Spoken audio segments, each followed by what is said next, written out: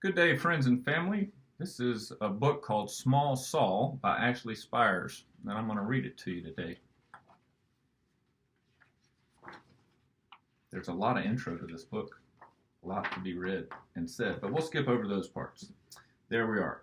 Small Saul loved the sea, its blueness, its calmness, its vastness. There he is in the crow's nest.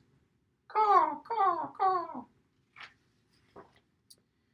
He was meant to be on the water. Even as a child, he dreamed of life at sea. Rub-a-dub-dub, there's Saul in the tub.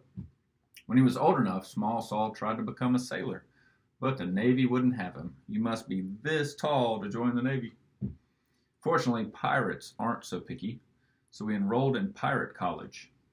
The rules were never brush your teeth, take anything you want, and "arr" is an absolutely acceptable response to all questions.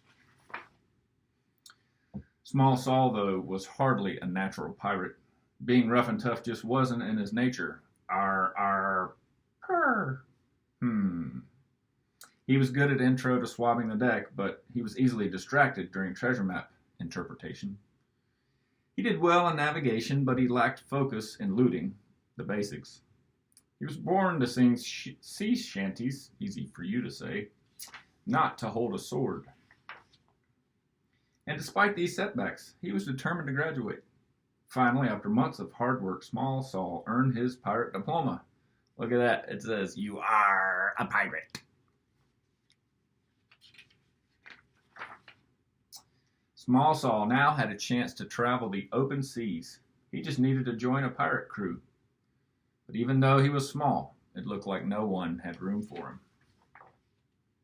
Until a voice hollered from the only remaining ship at port. "Ahoy there! Climb aboard!" At last, small Saul would be a real pirate.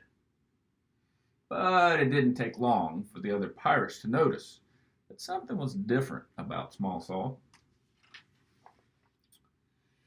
The captain said, "Arr!" Saul gave him a mint.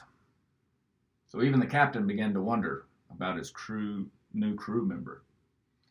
But small Saul knew that if he wanted to remain at sea, he would have to prove his worth as a pirate.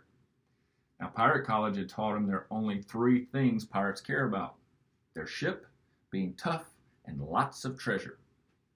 Small Saul needed to show that he cared about these things as well. So he began with the ship. Small Saul decided to add some special touches to make the rusty squid a bit more homey. But sadly, his efforts were not that impressive to his crewmates. Next, he decided how he could be tough. But since fighting wasn't for him, he decided a tattoo would be perfect. So he went to the big book of bunny tattoos. But unfortunately, the result didn't seem to intimidate anyone. Small Saul was so engrossed in the thought of treasure that he didn't even notice when the captain pushed him overboard. And then the rusty squid sailed away and left small Saul behind. Man overboard. Soon, mold began to grow up on the ship's deck. The crew was back to eating bland gruel and rat-nibbled bread. And the cabins, once again, smelled of feet. Ugh. It was pirate life as usual, and the crew members of the Rusty Squid should have been happy about it. But they weren't. Even the captain couldn't adjust to the old pirate ways. Oh, look there.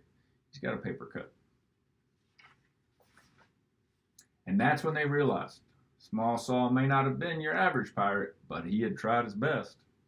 He had made their ship a home, and just like treasure, small Saul was rare. The crew turned the Rusty Squid around and rushed back toward Saul, hoping that it wasn't too late. When the pirates apologized for throwing him overboard, small Saul forgave them. They were pirates after all. Throwing people overboard is what they do. So small Saul was happy to be sailing again, and his shipmates were happy to have him back. He was where he was meant to be, sailing in the high seas and being a pirate in his own special way. Well, that's all for today's edition. I hope you are having a good day. So long. Bye.